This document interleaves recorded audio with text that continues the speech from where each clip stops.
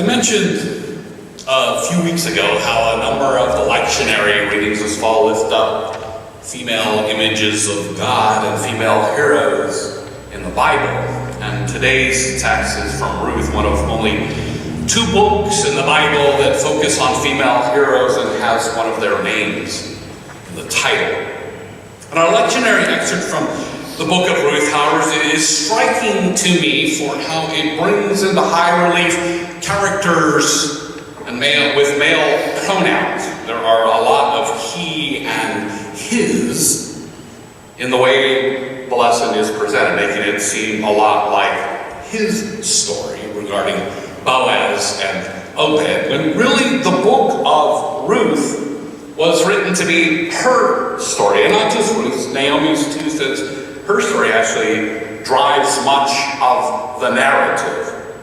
And don't hear me wrong, Boaz, the man who marries Ruth, is a stand-up fellow and an important supporting character. And Obed, Ruth and Boaz's son, is a treasure provided at the end, which points out their descendant is King David, who is also a male. And with all those men being named, you'd think they may be superstars in the story, but men are not meant to be the superstars in the book of Ruth. The superstars are Ruth and Naomi. They are the ones in the story that the story is about, and they are the ones who offer all that they can to God.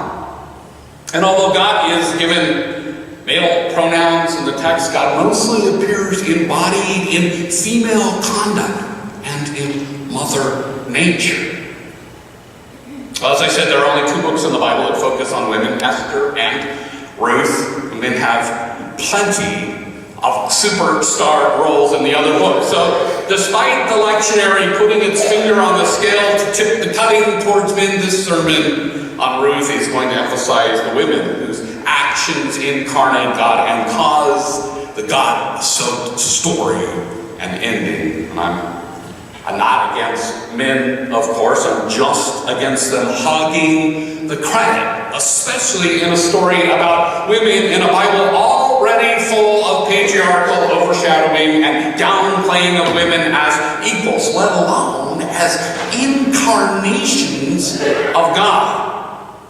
I considered a number of resources for this sermon, including Sister Irene Noel's wonderful book, Women and the Old Testament, the Women's Bible Commentary, and Women in Scripture. I point them out because they're all good books for anyone interested in meeting women in the Bible as well as God from non-patriarchal points of view.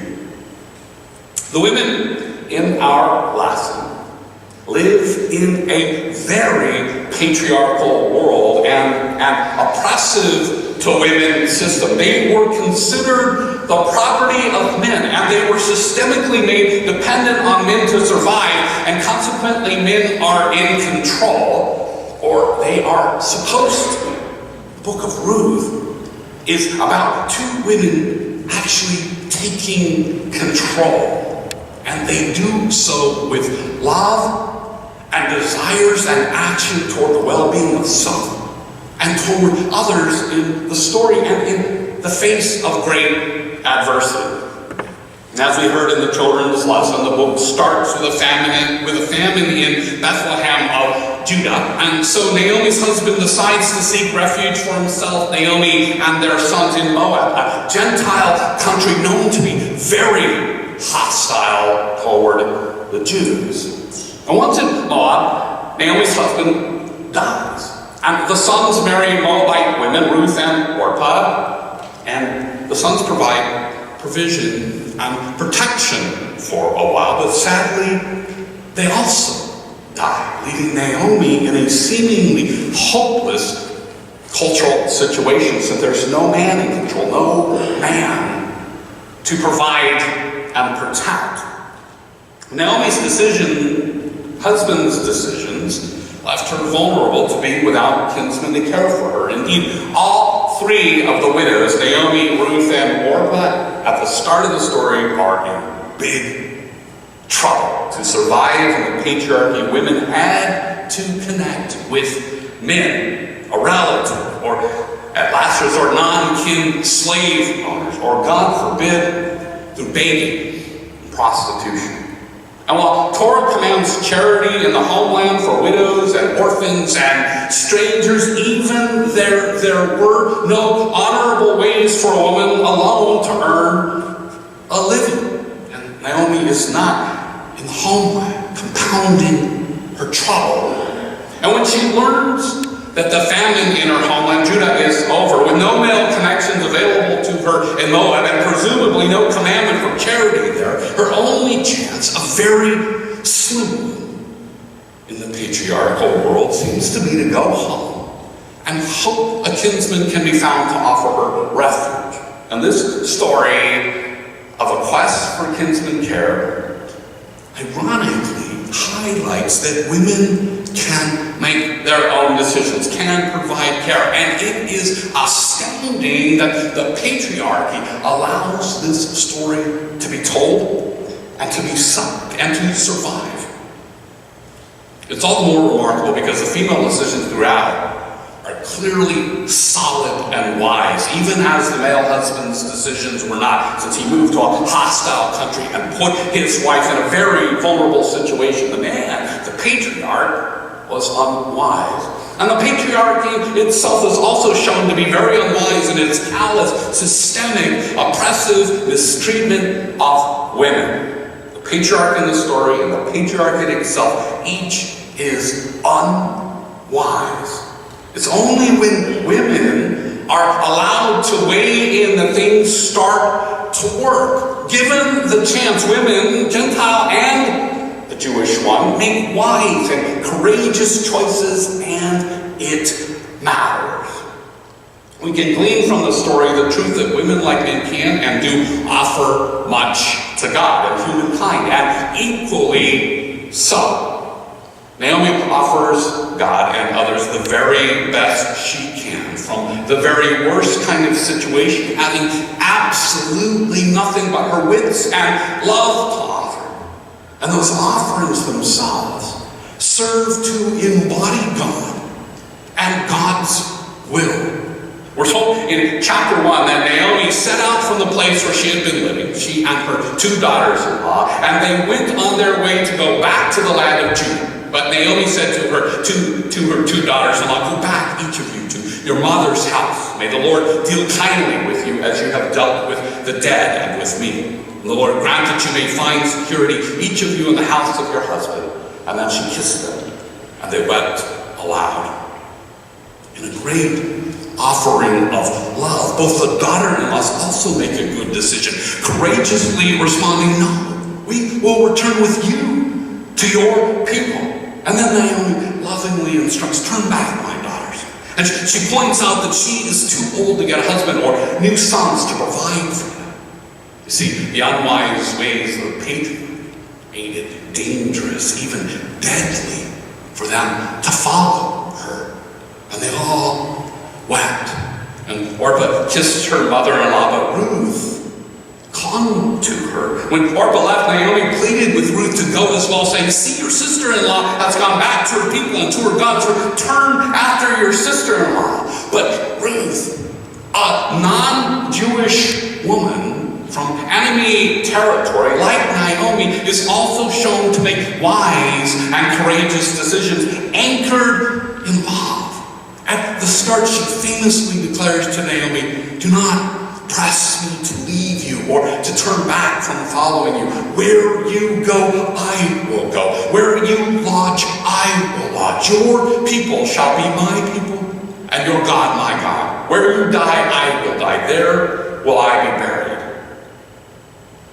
Even though Moabites were loathed enemies of the Jewish people, Ruth, a lowly Moabite Gentile woman, as Rabbi Joseph Talashkin puts it, quote, describes the essence of what it means to be a Jew. Your people shall be my people. Your God, my God.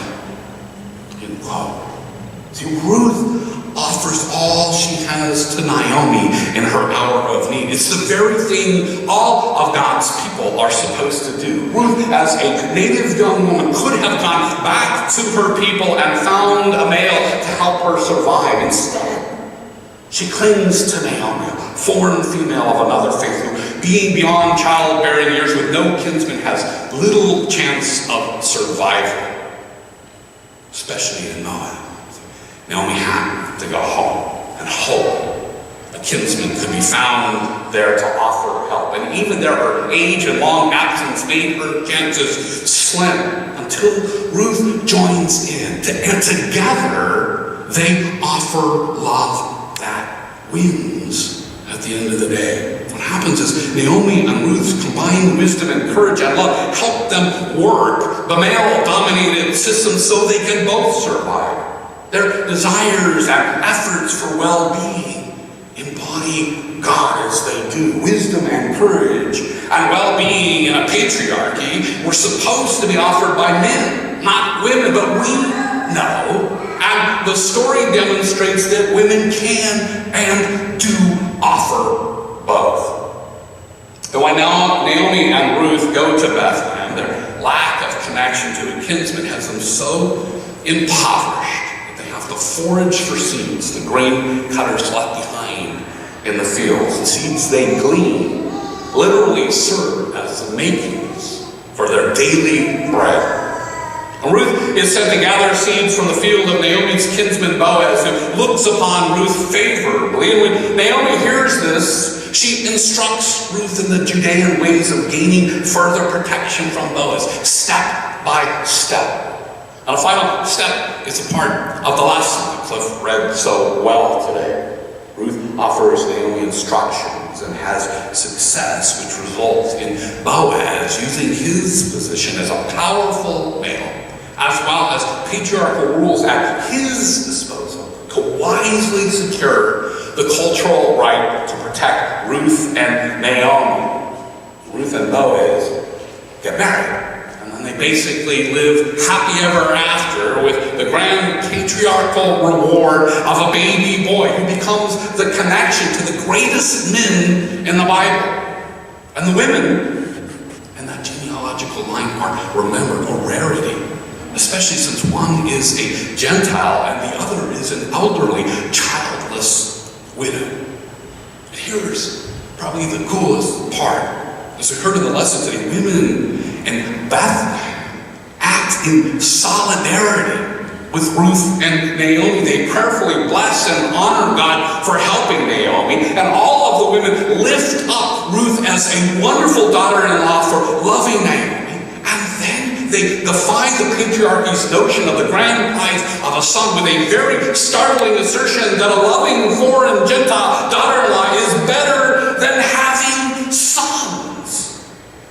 And it's interesting, too, that the son of Ruth and Boaz is claimed by those wonderful women to be Naomi's son. And the women, not the men, offer up and give him a name, Obed, which means servant. And we are then told, in the very last words of the lesson, that Obed is the great-grandfather of the great servant to God, King David. And in the Gospel of Matthew, we also learn that Obed and Boaz and Ruth are directly related to Jesus, the quintessential servant. By the end of Ruth, we can hear all the women ignoring the patriarchal rules that demand disdain for those from other countries and other faiths, as well as for women and daughters. Ruth and Naomi started it all by doing what is right, tending to the well-being of one another, offering all they could to be God's servants to one another. They are then joined in that effort by Boaz, a good man who also offers to provide what he can to aim toward their well-being. All the women of Bethlehem join in to tend to the well-being of others. The offerings in the story by all those people make all the difference. People, regardless of gender, offering what they can, create what leads to the birth of the King of the Jews, and the Son of God. Both a cosmic level and a patriarchal cultural level, offerings of two poor women seem relatively small. But they prove to be blessings with historic, even cosmic effects that continue to ripple and vibrate to this very day. What we do, what we offer, matters. And may our own offerings be made as best they can be, regardless of what the culture might think of who we are or what we have to offer. May our offerings and each of us and this church be blessings to God, to the world.